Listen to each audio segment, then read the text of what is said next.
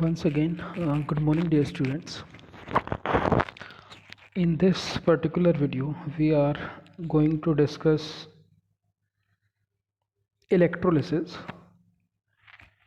What is electrolysis? What are Faraday's law of electrolysis? And some numerical related with Faraday's law. So, again, this is important as per numerical point of view. Numericals from Faraday law or from product of electrolysis are generally asked in exam. So we deal this topic in two separate parts. One is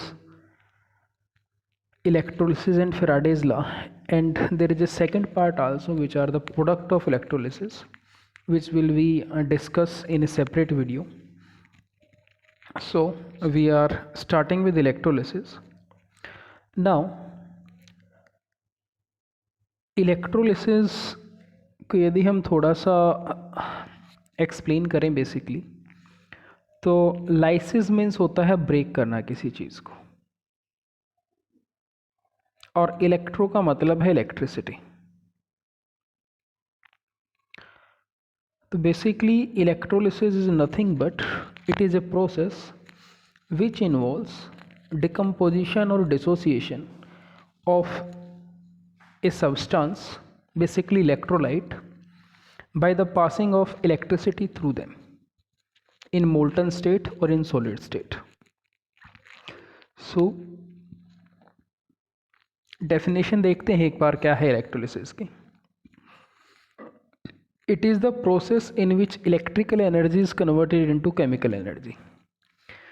Electrolysis is reverse of electrochemical cell. So in previous video we discussed Nernst equation, where we briefly explain electrochemical cell, which is a device in which chemical energy is going to convert into electrical energy. Now in this, electrical energy is converted into chemical energy, means electricity is supplied in order to bring a chemical change, means decomposition or dissociation of electrolyte. Now please read this very carefully. Now next line is this: in electrolysis, non-spontaneous redox reaction takes place with the help of external agency, electrical energy, that is battery. Now in thermodynamics you deal with spontaneous and non-spontaneous process. For spontaneous process we have defined that delta G must be negative, and for non-spontaneous this delta G is positive. और basically spontaneous process वो होती थी जिनकी अपनी tendency होती थी होने की, नेचुरल टेंडेंसी जिनकी होती है, और नॉन स्पॉन्टेनियस वो होते हैं जिनकी नेचुरल टेंडेंसी नहीं होती है अपने आप होने की. बेटा तो यहाँ पे ये चीज़ याद रखिएगा कि इस पर्टिकुलर केस में नॉन स्पॉन्टेनियस रेडॉक्स रिएक्शन होती है, लेकिन यदि यही हम इलेक्ट्रोकेमिकल की बात करते हैं तो वहाँ स्पॉन्टेनियस रेडॉक्स रिएक्शन होती है. बेटा सो दिस इज़ वेरी इंपॉर्टेंट कि यहाँ हमें एक एक्सटर्नल एजेंसी की ज़रूरत पड़ती है जिसको हम बैटरी कहते हैं. उसकी हेल्प से ही आप इस डिकम्पोजिशन को करा सकते हो. इसकी अपने आप टेंडेंसी नहीं होती है डिसोसिएट होने की किसी भी इलेक्ट्रोलाइट की. चलिए, all right. When electricity is passed through aqueous और मोल्टन और फ्यूज्ड इलेक्ट्रोलाइट, किसी भी इलेक्ट्रोलाइट की मोल्टन फॉर्म या फ्यूज्ड फॉर्म या फिर aqueous form means in the presence of water, यदि आप उसके थ्रू करंट पास कराते हो तो उसके इलेक्ट्रोलाइट जो भी होंगे, मान लीजिए suppose we have any electrolyte A B, और इसके थ्रू आपने इलेक्ट्रिसिटी पास कराई, तो ये क्या करेगा, ये आयंस में ब्रेक हो जाएगा. बेटा A positive and B negative, means ये आपका कैटायनिक पार्ट होगा, ये एनायनिक पार्ट होगा. अब इस इलेक्ट्रोलिटिक सेल के अंदर बेसिकली जिस सेल के अंदर आप इलेक्ट्रोलिसिस कराते हो उसको इलेक्ट्रोलाइटिक सेल कहा जाता है. तो इस इलेक्ट्रोलाइटिक सेल के अंदर क्योंकि हमें करंट पास कराना पड़ता है तो हमारे पास दो इलेक्ट्रोड होते हैं यहाँ भी. बेटा one is anode, second is cathode. But इस चीज़ का ध्यान रखिएगा कि यहाँ जो पोलैरिटी होती है वो इलेक्ट्रोकेमिकल सेल से रिवर्स्ड होती है। इलेक्ट्रोकेमिकल सेल में जो एनोड होता था वो आपके पास नेगेटिवली चार्ज होता था, बट यहाँ जो एनोड होगा वो पॉजिटिवली चार्ज है, जिसको ए से रिप्रेजेंट किया गया है। सिमिलरली वहाँ जो कैथोड था वो पॉजिटिव है, बट यहाँ जो कैथोड है वो नेगेटिव होता है। सो होता ये है कि यदि आप किसी भी इलेक्ट्रोलाइट के थ्रू, मैं जनरलाइज कर रहा हूँ इस चीज़ को, आप करंट पास कराते हो तो वो जो इलेक्ट्रोलाइट होता है वो आयंस में डिसोसिएट करता है, और वो जो आयंस होते हैं अपोजिट इलेक्ट्रोड पे जाके डिस्चार्ज हो जाते हैं और डिपॉजिट हो जाते हैं। नाउ नेचर का एक सिंपल सा रूल होता है बेटा कि अपोजिट चार्जेस या अपोजिट नेचर जो होता है वो अट्रैक्ट करता है एक दूसरे को। सो जो कैटायनिक स्पीसीज़ हैं हमारे पास, मान लीजिए हमारे पास कोई कैटायन बना C पॉजिटिव और एक मान लीजिए एनायन बना A नेगेटिव किसी इलेक्ट्रोलाइट से। अब कैटायन पे पॉजिटिव चार्ज है, पॉजिटिव चार्ज की एफिनिटी होगी टुवर्ड नेगेटिव इलेक्ट्रोड, और नेगेटिव इलेक्ट्रोड यहाँ पे कौन होता है? कैथोड। तो ये जो कैटायन है वो क्या करता है? कैथोड इलेक्ट्रोड पे जाता है बेटा, और सिमिलरली एनायन जो होगा वो कहाँ जाएगा? एनोड इलेक्ट्रोड पे। दो चीज़ें हैं यहाँ पे, एक है डिस्चार्ज और दूसरा है डिपॉजिट। डिस्चार्ज होने का मतलब ये है कि इसका जो ये चार्ज है वो ख़त्म होगा बेटा। मान लीजिए प्लस चार्ज है तो ये बैलेंस कब होगा? जब ये एक इलेक्ट्रॉन गेन करें और C की फॉर्म में चेंज हो जाए, मीन्स यहाँ पे रिडक्शन होगा बेटा। Gain of electron is reduction. और एनायन के केस में क्या होगा? मान लीजिए ये A नेगेटिव है और ये इलेक्ट्रॉन की फॉर्म में गया, और मान लीजिए यहाँ पे 1/2, चलिए इसको थोड़ा सा सिंप्लीफाई करते हैं। मान लीजिए 2A नेगेटिव है और ये A2+2 इलेक्ट्रॉन में चेंज हो जाए। Now this is oxidation. एक चीज़ कॉमन है कि जो हमने इलेक्ट्रोकेमिकल सेल में पढ़े थे कि कैथोड पे हमेशा रिडक्शन होगा और एनोड पे हमेशा ऑक्सीडेशन होगा, वो चीज़ यहाँ भी होल्ड करती है, उसमें कोई दिक्कत नहीं है। बट डिफरेंस ये है कि यहाँ जो पोलैरिटीज़ होती हैं कैथोड एनोड की वो रिवर्स होती हैं as compare to electrochemical cell. याद रखिएगा इस चीज़ को। तो बेसिकली यदि मैं इस सारी चीज़ को जनरलाइज करूँ 1 मिनट के लिए, तो हमने सिर्फ ये पढ़ा है कि इलेक्ट्रोलिसिस में non spontaneous redox reaction operate करती है। सबसे पहली चीज़ तो ये है बेटा, और दूसरी ये है कि जो कैटायन बनेंगे वो कैथोड पे डिस्चार्ज होंगे पहले, और फिर वहीं जाके क्या करेंगे? डिपॉजिट कर जाएंगे। और सिमिलरली जो एनायन है they will deposit and discharge at anode. चलिए, so this is all about electrolysis. कोई भी इलेक्ट्रोलाइट होगा आपके पास, वो आयंस में डिसोसिएट करेगा जब आप उसके थ्रू करंट पास कराओगे, और उस इलेक्ट्रोलाइट का जो कैटायन होगा वो कैथोड पे जाके डिपॉजिट होगा, और जो एनायन होगा वो एनोड पे जाके डिपॉजिट होगा। कैथोड पे हमें पता है हमेशा रिडक्शन होगा, और एनोड पे हमेशा ऑक्सीडेशन होगा।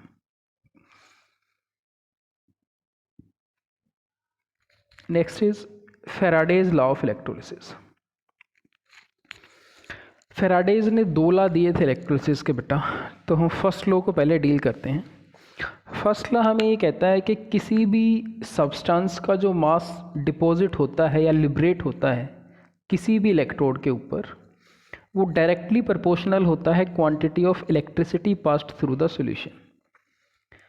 किसी इलेक्ट्रोलाइटिक सेल में आप कितनी इलेक्ट्रिसिटी पास कराते हो वो डायरेक्टली प्रोपोर्शनल होगा अमाउंट ऑफ सब्सटेंस डिपॉजिटेड और liberated at any electrode. So this is amount of substance deposited or liberated at any electrode is directly proportional to the quantity of electricity passed through the electrolytic cell. अभी हमने पढ़ा था कि जो cathode है उस पर कैटायन डिपॉजिट करेगा, एनोड पे एनायन डिपॉजिट करेगा। तो कितना कैथोड डिपॉजिट होगा, कितना एनोड डिपॉजिट होगा, वो किसके डायरेक्टली प्रोपोर्शनल होगा? कितने टाइम के लिए या कितने अमाउंट में हमने वहाँ इलेक्ट्रिसिटी को पास कराया है। So W is weight of substance deposited or liberated. Q is quantity of charge. So W is directly proportional to Q. इस प्रोपोर्शनलिटी साइन को जब आप रिमूव करोगे तो एक कांस्टेंट आएगा Z, जिसको हम कहते हैं इलेक्ट्रोकेमिकल इक्विवेलेंट। और क्यू आपने फिजिक्स में पढ़ा होगा कि जो करंट हमारे पास होता है that is nothing but this is Q upon T, charge upon time. तो यहाँ से यदि आप क्यू की वैल्यू निकालोगे तो this comes out to be Z into I into T. So this is first formula of Faraday's first law जो हम न्यूमेरिकल्स में यूज़ करते हैं। सेकंड, यदि इलेक्ट्रोकेमिकल इक्विवेलेंट को हम डिफाइन करें बेटा, तो हमने क्या माना है कि यदि हम 1 एम्पियर करंट को पास कराएं 1 सेकंड के लिए, तो जो भी वेट डिपॉजिट या लिबरेट करेगा वही किसके बराबर होगा, इलेक्ट्रोकेमिकल इक्विवेलेंट के। So here is the definition of electrochemical equivalent is equal to the amount of substance deposited or liberated when 1 ampere of current is passed through 1 second in electrolytic cell। चलिए next, this is very very important. ये जो result आया है बेटा इसको ध्यान से देखिएगा। जो इलेक्ट्रोकेमिकल इक्विवेलेंट होता है Z, इसका एक फार्मूला होता है बेटा, और वो फार्मूला होता है E/NF। E is equivalent weight, N is valency of element, F is 1 Faraday, जिसकी हम अभी बात करेंगे कि है क्या ये, और E/N हमें बहुत अच्छे से पता है ये क्या होता है। ये होता है आपका, sorry just a minute, Z is your E/N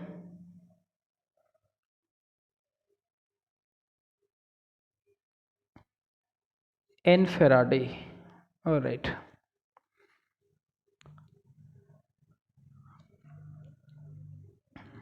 चलिए देखिए एक बार, W जो है हमारा that is E/96500 into IT, where is equivalent wait.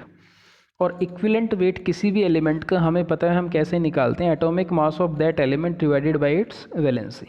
तो E को जब हम रिप्लेस करेंगे तो ये आ जाएगा A/N। तो एक फार्मूला ये है जो हम न्यूमेरिकल्स में यूज़ करते हैं।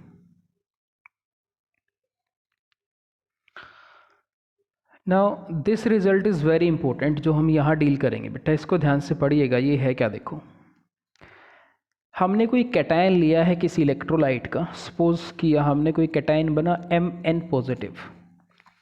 तो इसको यदि हम डिपॉजिट कराएंगे या डिस्चार्ज कराएंगे तो हमें कितने इलेक्ट्रॉन देने पड़ेंगे, जितना इसके ऊपर चार्ज होगा। तो यदि N पॉजिटिव है तो इसका मतलब ये है कि इसको हमें N इलेक्ट्रॉन देने पड़ेंगे in order to discharge that particular cation.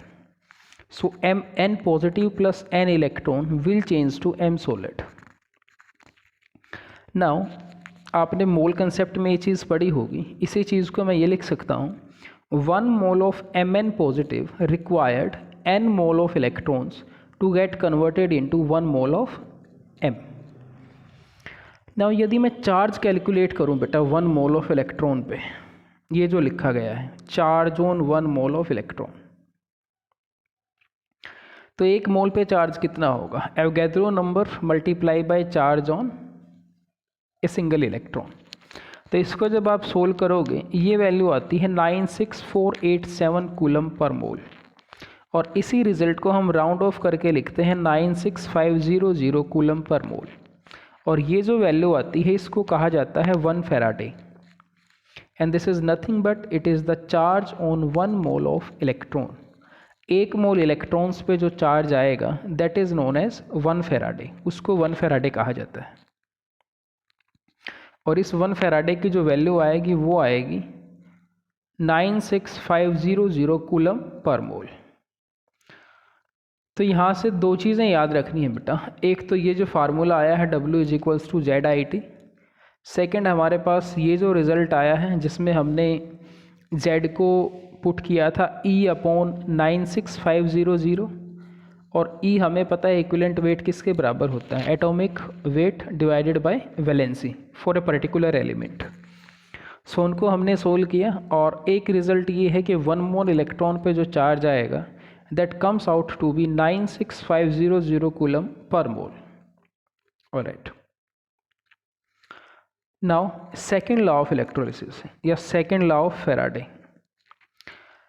Faraday second law ये कहता है कि यदि आपके पास एक से ज़्यादा इलेक्ट्रोलाइट्स हैं जो सीरीज़ में कनेक्टेड हैं, तो यदि आप उनके थ्रू सेम टाइम के लिए सेम क्वांटिटी ऑफ चार्ज पास करोगे तो जो वेट डिपॉजिट करेगा पर्टिकुलर इलेक्ट्रोड्स पे वो उन्हीं के इक्विवेलेंट वेट के डायरेक्टली प्रोपोर्शनल होगा। Now see, when the same amount of electricity is passed through different electrolytes connected in series. This is very important बेटा, connected in series. सीरीज में connect है means वहाँ पे जो करंट पास करेगा वो सेम करेगा, क्योंकि पैरेलल में आपने पढ़ा होगा सर्किट्स, यदि आप पढ़ते हो फिजिक्स के अंदर, तो पैरेलल सर्किट में करंट जो है वो डिवाइड होता है बेटा, सीरीज में डिवाइड नहीं होगा वो। For same time the amount of different substances deposited at electrodes is directly proportional to their respective equivalent weights. So यदि मान लीजिए हमारे पास कोई दो इलेक्ट्रोलाइट हैं, एक इलेक्ट्रोलाइट है ए, एक इलेक्ट्रोलाइट है बी, मान लीजिए इसका WA वेट डिपॉजिट होता है, इसका WB वेट डिपॉजिट होता है, तो जो WA है वो डायरेक्टली प्रोपोर्शनल आएगा इक्विवेलेंट वेट ऑफ ए के, और WB जो डायरेक्टली प्रोपोर्शनल आएगा इक्विवेलेंट वेट ऑफ B के।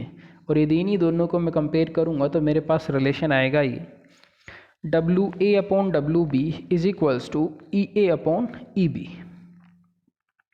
सो these two are Faraday's law of electrolysis.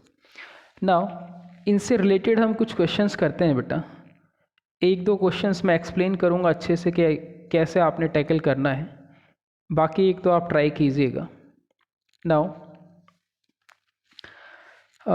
Second question देखते हैं सबसे पहले, ये जो है how much electricity in terms of Faraday is required to produced. तीन पार्ट यहाँ पे दिए गए हैं, जो ब्रैकेट्स में लिखे गए हैं ये आंसर्स हैं बेटा। तो हम कोई भी एक पार्ट करते हैं इसमें से, मान लीजिए हम करें सेकंड पार्ट, Al2O3 है हमारे पास, तो इसको मैं बैक स्लाइड पे करता हूँ, एक मिनट। Al2O3, नाउ Al2O3 किस में ब्रेक करेगा बेटा, ये ब्रेक करेगा 2Al3 positive plus 3O2 negative में। डिपॉजिट कराना है एल्यूमिनियम आयन को, तो इसका मतलब ये है कि Al3 पॉजिटिव जो है वो 3 इलेक्ट्रॉन लेके किस में चेंज हो जाएगा, Al सॉलिड में। ठीक है जी, तो इसका मतलब ये है कि बेटा Al3 पॉजिटिव को एल्यूमिनियम में चेंज कराने के लिए हमें 3 मोल ऑफ इलेक्ट्रॉन की ज़रूरत है। इस चीज़ को ध्यान से समझिएगा, जो हमने वहाँ Mn पॉजिटिव लिया था, तो उस Mn पॉजिटिव की जगह अब जो एलिमेंट है वो है Al3 पॉजिटिव, तो वहाँ n इलेक्ट्रॉन हमने ऐड कराए थे, तो 3 पॉजिटिव है तो 3 इलेक्ट्रॉन ही ऐड होंगे। इस चीज़ को ध्यान से सुनिएगा जो मैं बोल रहा हूँ। 1 mole of Al3 positive required 3 moles of electron to get converted into 1 mole of aluminium solid, और 1 मोल ऑफ एल्यूमिनियम सॉलिड का जो वेट आता है बेटा वो आता है जितना इसका एटॉमिक मास होता है, मीन्स 27 ग्राम। तो यहाँ से हम ये चीज़ लिख सकते हैं, ध्यान से देखिएगा इसको, 27 gram aluminium will be deposited bye 3 Faraday's. यदि 27 ग्राम को डिपॉजिट कराने के लिए 3 फैराडे हमें लगे हैं, तो अब क्वेश्चन देखो क्या है, हमें 40 ग्राम को डिपॉजिट कराना है बेटा। 27 gram is deposited bye 3 Faraday, 1 gram is deposited bye 3 upon 27 Faraday, and 40 gram is deposited bye 3 upon 27 into 40 Faraday. और इसको यदि आप सोल्व करोगे तो ये आपका वही आंसर आएगा जो ऊपर लिखा हुआ है, 4.4 फैराडे। तो दिस इज़ एलिमेंट्री मैथ जो आप लोअर क्लासेस में पढ़ के आते हो।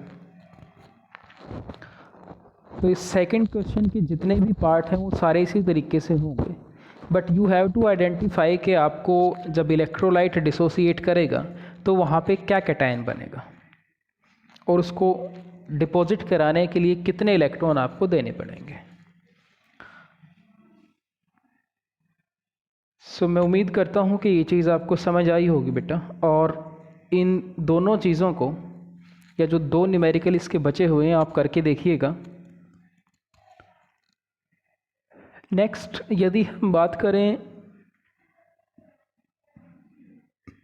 फर्स्ट क्वेश्चन की, फर्स्ट और third basically Faraday's first law है और जो लास्ट क्वेश्चन है वो फैराडेज सेकेंड लॉ है। तो यदि हम फर्स्ट क्वेश्चन की बात करते हैं बेटा, if a current of 0.5 ampere flow through a metallic wire for 2 hours, then how many electrons flow through the wire. ना इस चीज़ को ध्यान से समझिए एक बार, आपको दिया क्या है क्वेश्चन में। देखो हमें जो चीज़ें दी गई हैं एक बार हम उनको लिखते हैं। हमें आई दिया है 0.5 एम्पियर, टाइम हमें दिया गया है 2 hours। तो इस 2 hours को यदि मैं सेकेंड्स में चेंज करूंगा बेटा तो ये हो जाएगा 2 × 60 × 60। ठीक है जी, तो ये हो जाएगा 120 × 60 और इसी को यदि आप चेंज करोगे तो ये हो जाएगा 7200 सेकेंड्स। अब क्वेश्चन ये है कि उस वायर के थ्रू कितने इलेक्ट्रॉन फ्लो कर रहे हैं। अब इस चीज़ को देखो सोल्व कैसे करेंगे बेटा। हमें दिया गया है करंट दिया गया है और हमें जो दिया गया है वो है हमारे पास टाइम। अब देखो ध्यान से, फैराडे फर्स्ट लॉ जो हमारे पास आया था वो होता है ये W = Z × I × T।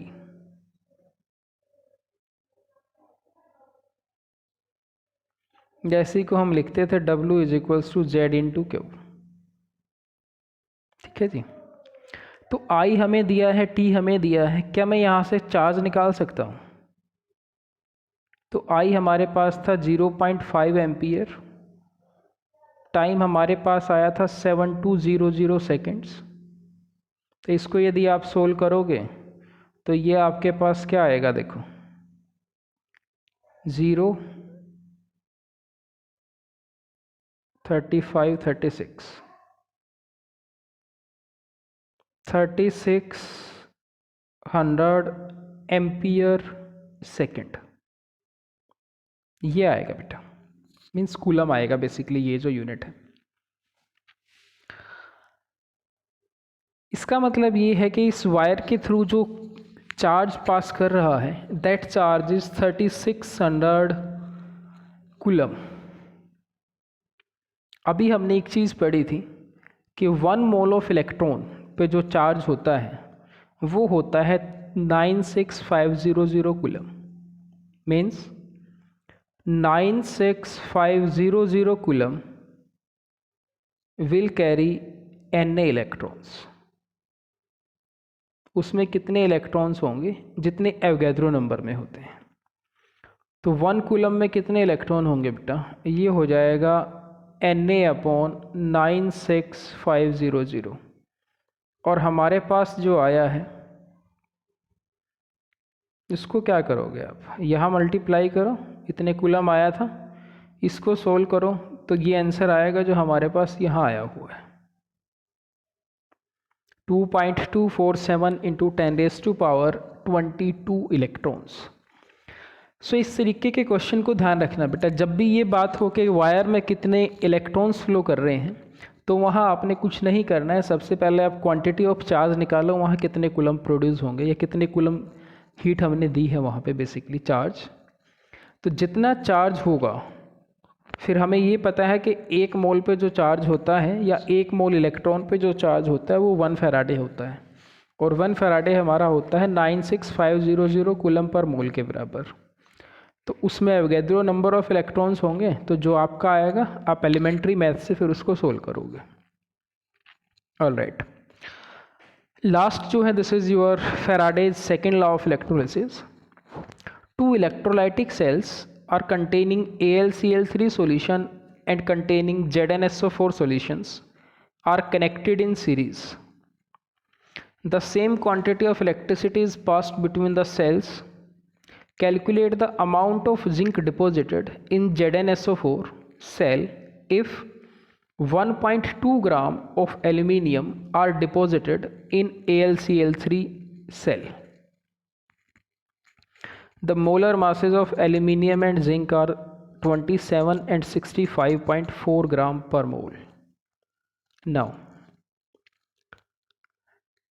हमारे पास दो सेल्स दिए गए हैं बेटा, एक जिसमें AlCl3 है, दूसरा जिसमें ZnSO4, और Al का जो वेट डिपॉजिट होता है I think that weight is 1.2 gram.